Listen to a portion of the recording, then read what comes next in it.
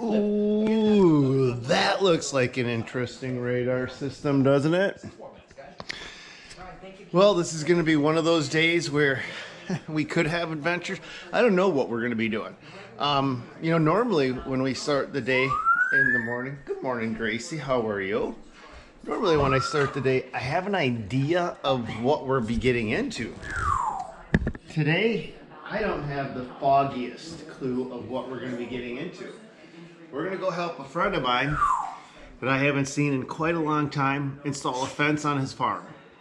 And he's got a new Toro Dingo I think he's bringing out.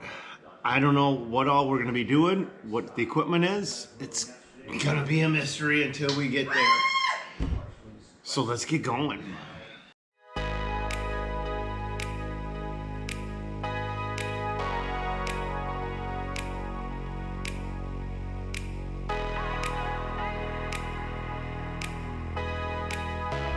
Today's video is not for you experienced farmers or people that grew up on farms. We're not going to be showing you anything that you guys don't already know, but today's video is for those guys, maybe that they work in a city, they work in an office, they've never had a chance to go out and install fencing, be on a farm, experience what that kind of life is like. And so we're going to just take you out. We're going to show you what a different kind of lifestyle is. We're going to install barbed wire fencing. We're going to install electric fencing. Hopefully we're just going to take you away from wherever you are and show you just a different experience. And hopefully you just enjoy the ride. That's the goal for today.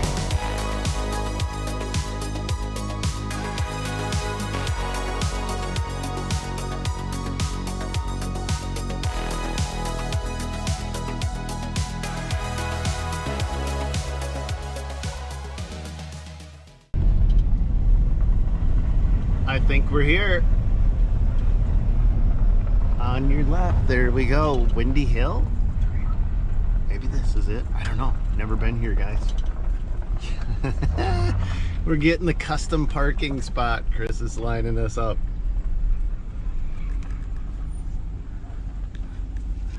Good morning. Good morning. How are you? Good, Chris. How are you doing? Good. You made it. Yeah.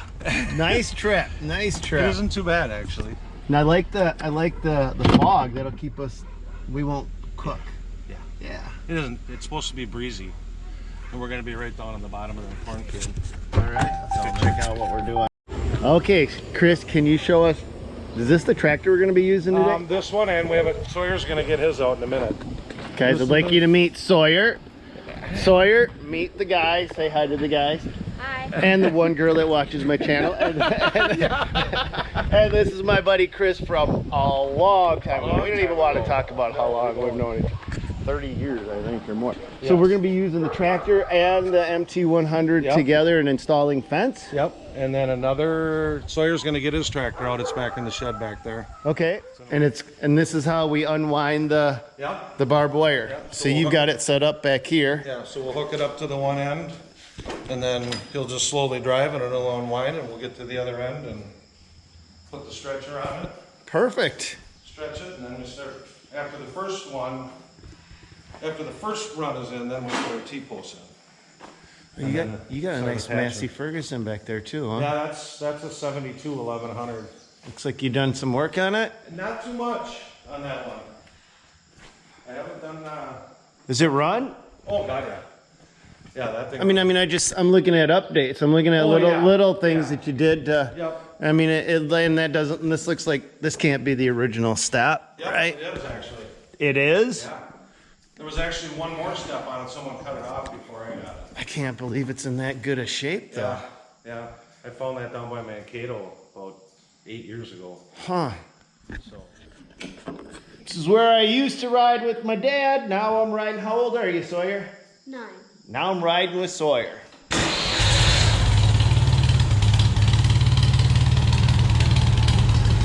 Except we never had the barbed wire on the back.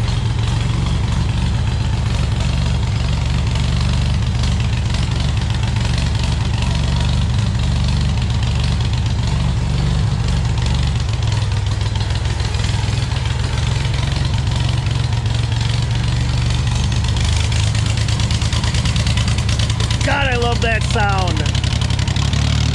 Oh.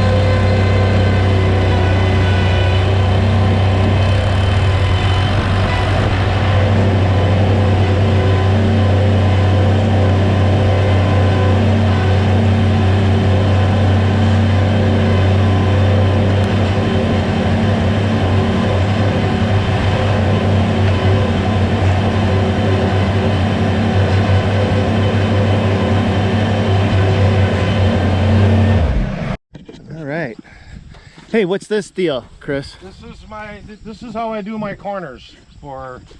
Instead of wood like this, that's all rotted out. It rots out in about 5 years. They take a cattle panel, put it in a circle, fill it with rock, and they never move. How long has that been there? I just did this one this spring. Okay. But I have some over on the other side that you'll be able to see when we get down to the other end that have been in for about 4 years, and that barbed wire is like a banjo yet. Oh my God, that's an awesome idea. Yeah, well, the Amish have been doing it for years. Okay, so that's what we're going to replace this fence from this rock pile to that rock pile. That's the stretch we're going to do. Okay.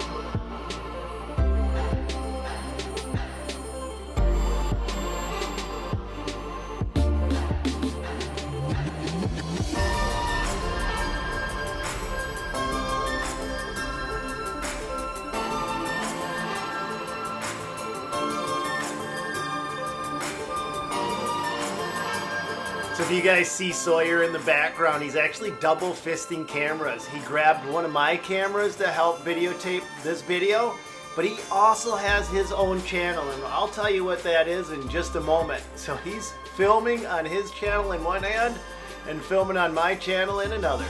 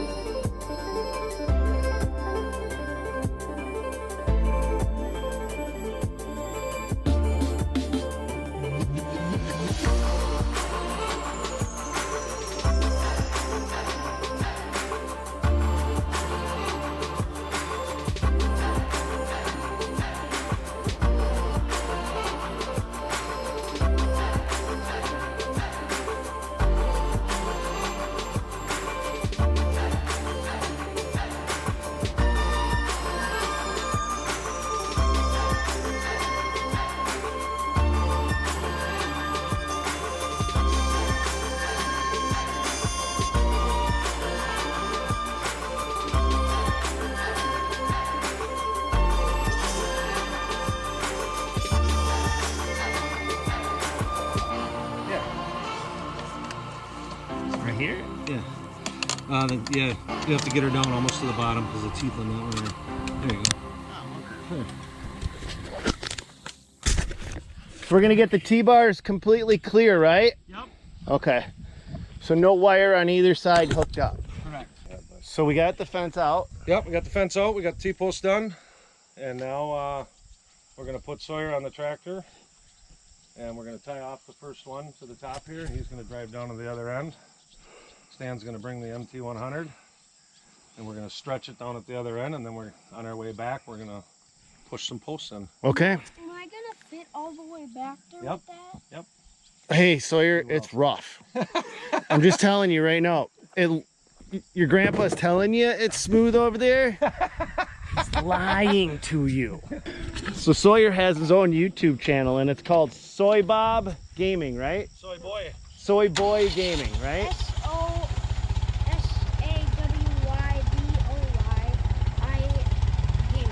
Gaming. So if you like gaming, there's an option for you. This is my kind of game right here, though.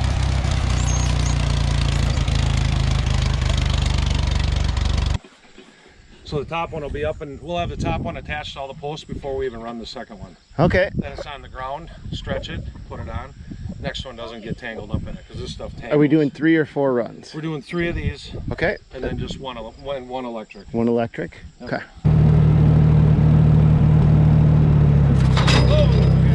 Idle down a little bit more. There you go.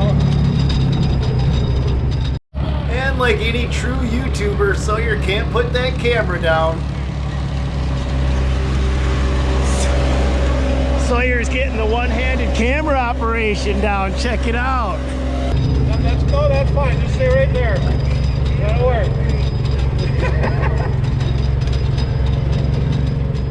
If any of you guys know of a really good rock picking attachment, I think Chris's farm would be the perfect test ground.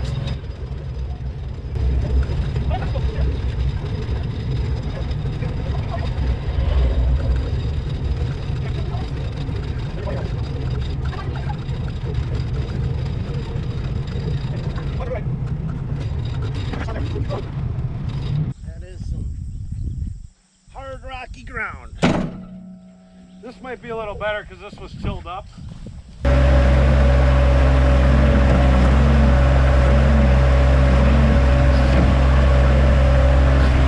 You there, Chris?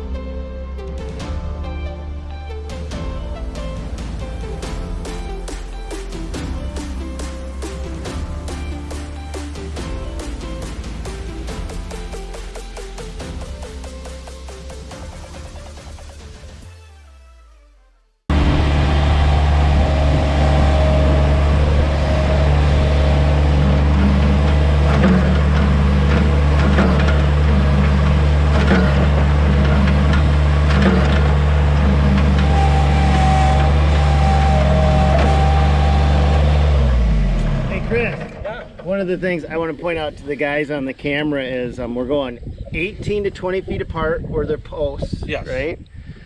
And in the beginning, what I was doing is I was just trying to use the weight of the machine to push them down. And this isn't heavy enough. Right. I mean, the reason, and I want to point out, the reason that I do that is inside of our company, I learned a long time ago that if my guys get used to banging on the hydraulics, pretty soon they're banging everything. Everything. And it's hard on the seals. Oh yeah. You'll blow the seals off. So that's why I'm just used to pushing. Right. But this works better. So It does. Well, on the ground, yeah, and it's not like we're going to be doing it all day. It's Right. just, and it's a rental. yeah, one that I have to fix if we break. That's what I Run ready? Now we gotta walk down, put the clips on Okay. this strand so that it's up and out of the way. Hmm. So then when we do, and we'll kind of straighten the posts as we go. We got a little bit of an arc, but that's okay. Looks pretty good It's for pretty good. a lick and stick lineup job. So there's a farmer that I follow out of South Dakota for these clips. They weld a little metal hook on this so that when they're a pain. And I'd have to go back and watch, but I think what he does is he grabs it here, and there's a little piece of metal that comes around here, so that when he flips it around, that little metal piece grabs onto it and flips it around. But I just go like so. Seems to work. Do you got an extra set of pliers? I do. I don't know. I thought my You don't need the pliers, Chris? Nope.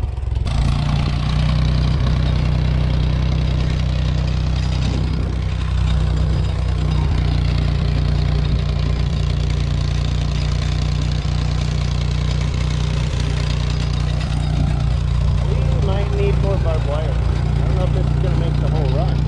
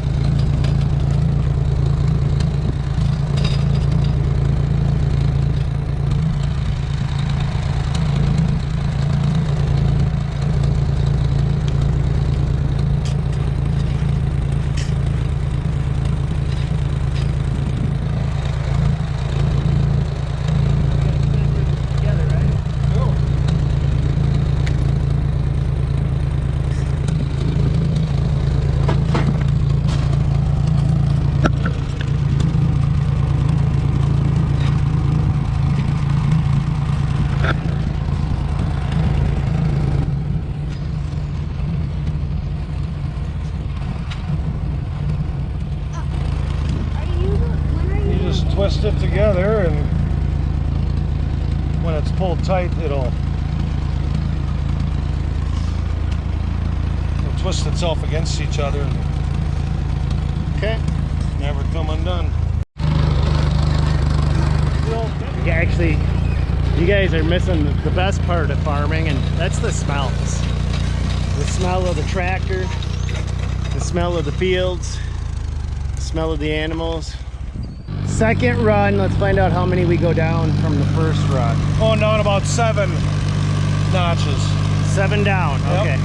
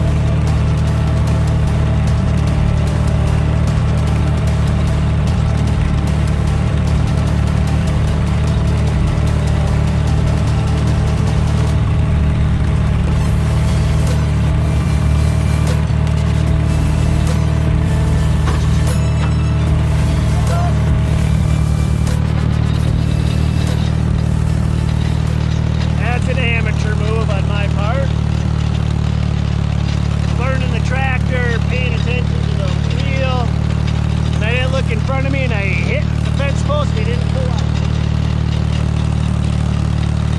We've had Bobcats roll.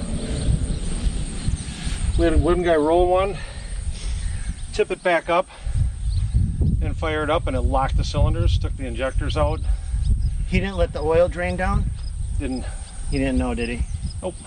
Knocked the head bolts up and stretched the head bolts. Yeah? Junk. So if you do roll them, what's the proper procedure? I was told to just let it set and let all the oil drain down past Right. the rings. Right. What I did once, because we wanted to get the machine back, is I went out, pulled all the injectors out, and then spun it over, and it pushed everything out the injector holes. Oh. So that it cleared it, put Okay. the injectors back in, and I was able to run it enough to get it on the trailer.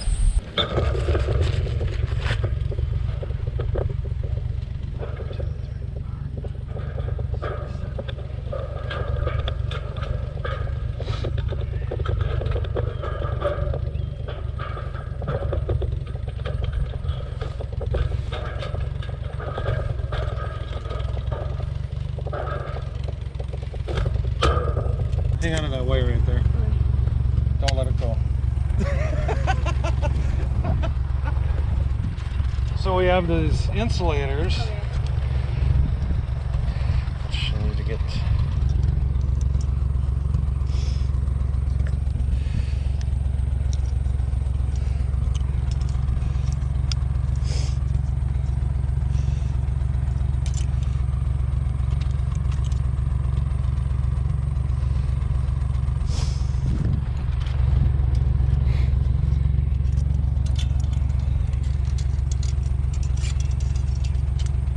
You like to go mid-height?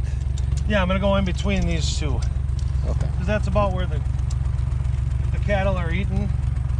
And then we're gonna, you can see how the insulators stick out from the poles. Okay, just so before they get their nose to the wire here, they'll bump that electric wire. so they're not getting cut. And this will go through this other part of this insulator.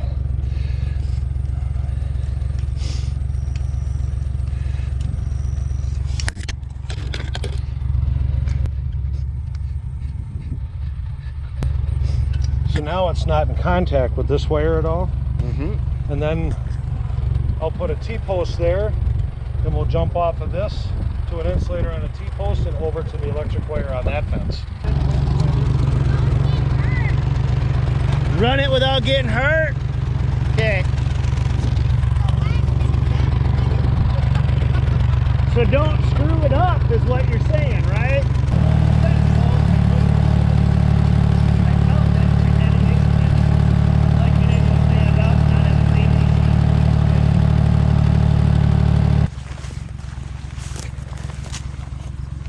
So when they're not, depending upon the insulator, so that's what they look like.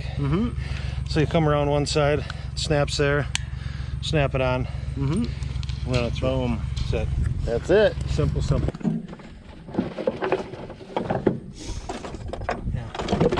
So this is the tool.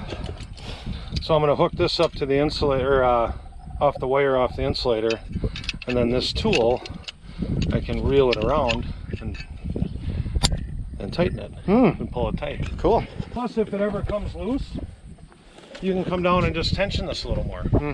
So you don't have to undo the whole thing, re-stretch it. Right. So it just, like I said, it makes life a little bit more efficient, I guess you could say. Probably tell you that I did it wrong. Of course. You've always got people that know a better way to do it, and that's fine. And that's fine. And that's how I've learned a lot of this stuff too, is just by watching some of the... Now, if you go too much, you can twist this sucker right off. Yeah. So then we come around this. Now we've got to make sure we stay on the ceramic and not touching any part of that wire, because that wire is attached to the metal. And then that would ground it out and make it not work. And then we can take our tool.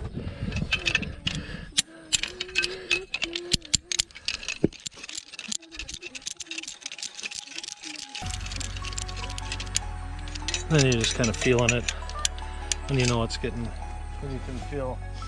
I have some more insulators to put on. There's about 4 of them, but it'll stretch a little bit. Then I'll check it next time I'm down this way. And if it needs it, I'll just tighten it up a little bit.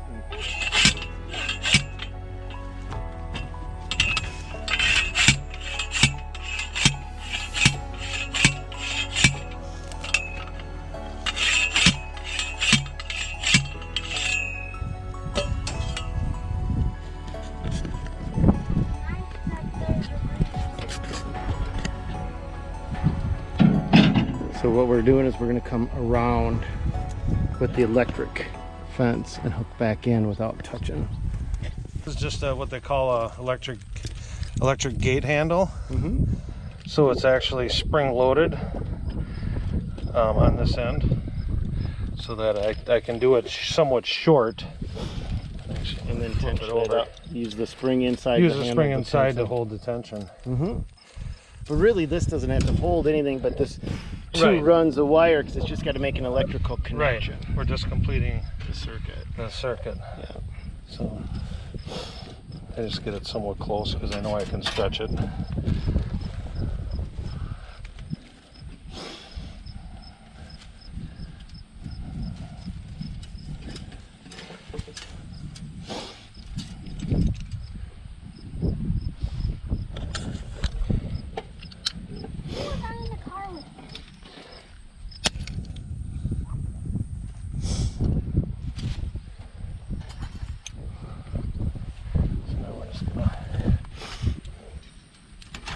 Oh, did you hear it kind of arc there?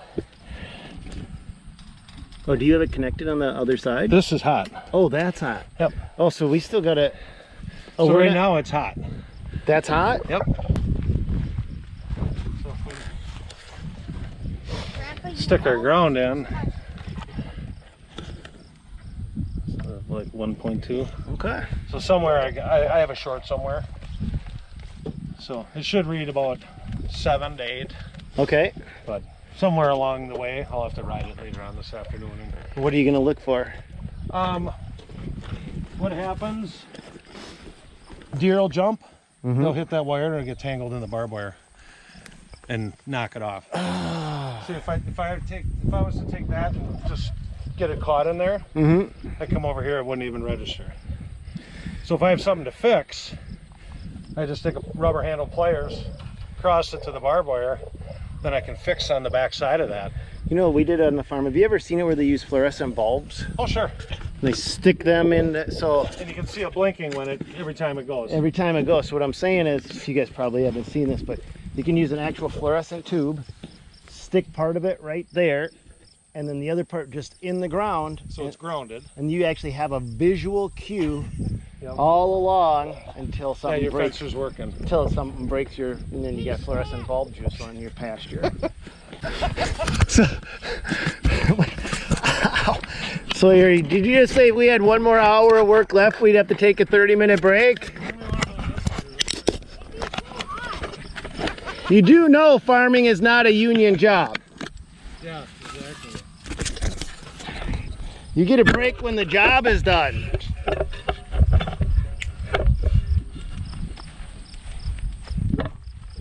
Sawyer's like, I don't think I like the sound of that.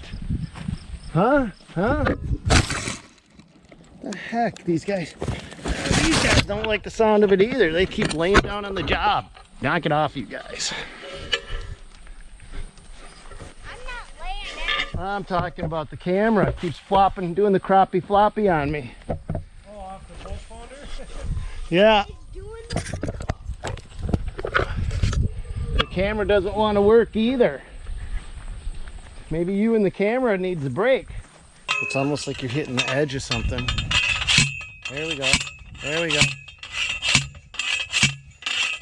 Nice. Now we got it. Yep. All right, so we can connect these up, right? Yep. Okay. Well, there's 20 posts to just into the corn. So 20 times 20 is 400. That's 400. A little heavy. And probably at least another 150, so probably 500. 500 feet. 500 to 600 feet. Not bad. That's not a bad day's work. I like your guess though, Sawyer. Would be nice if we got 1,000 feet in. Well, if you take 500 times 3, we did 1,500 1,500 feet, feet yeah. of barbed wire. And then times 4 because of the electric. Because of the electric. Oh. So, We could make them numbers look better, right? absolutely. All right, I got the invite to drive the big boy tractor this time. That's a cool tractor. The MTD is nice, or whatever you call it. The British Leland? Yeah, British Motor Corporation, made over in England. It's about a 70 horse diesel, 4-cylinder diesel. The only thing you need to know, the joystick is just like your backhoes. Backhoe, okay. So that's your bucket controls, right? Yep, bucket, tilt, and arms. Okay. This has to be in neutral to start it. Mm-hmm. That's the fuel shut off. So yeah, just start it, and then right now you're in high range, so whatever. I usually run in. So you got clutch and brake. Clutch and brake. Simple.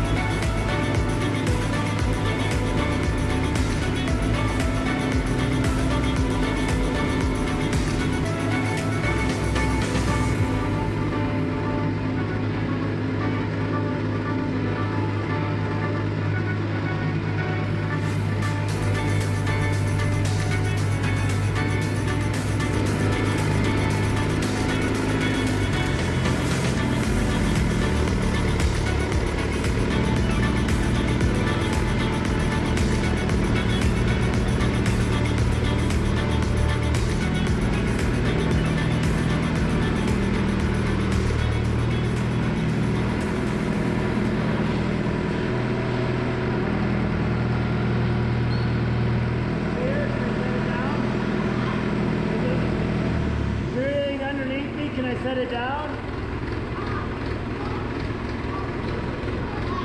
Okay. Go back up a little. There you go.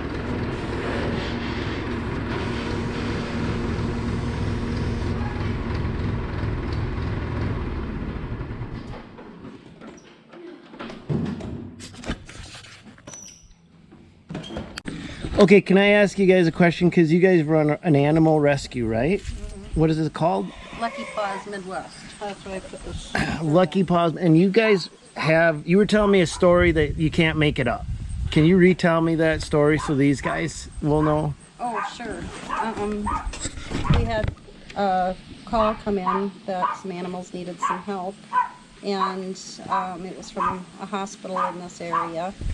And the police department that there were animals living in a car. In a car. So they called you that you had animals living in a car. Mm-hmm. Okay. That someone had been admitted to the hospital and that these animals would have to be removed from the vehicle, and it was November.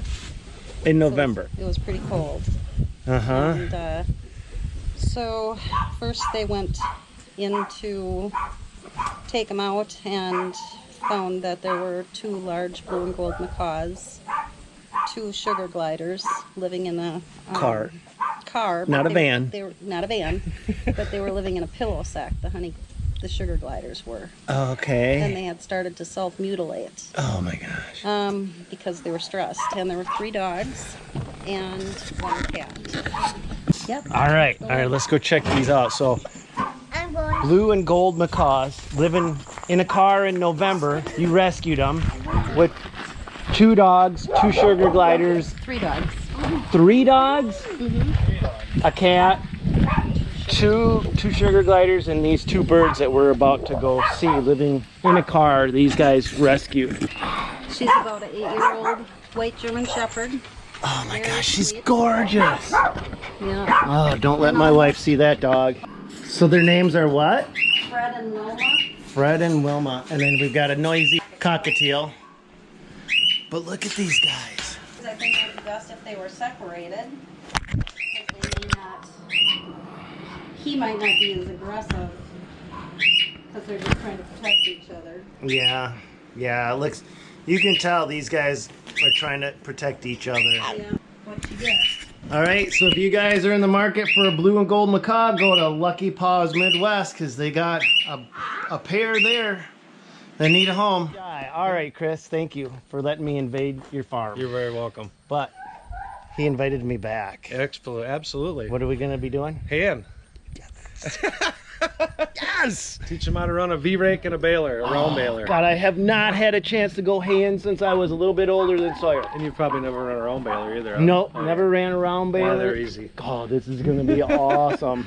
Yeah, we'll So- do that in October. So that's our video for here. So you guys let me know what you think. And as always, I appreciate you guys hitting that like button. Thank you so much. All right. God bless. Go get them, guys.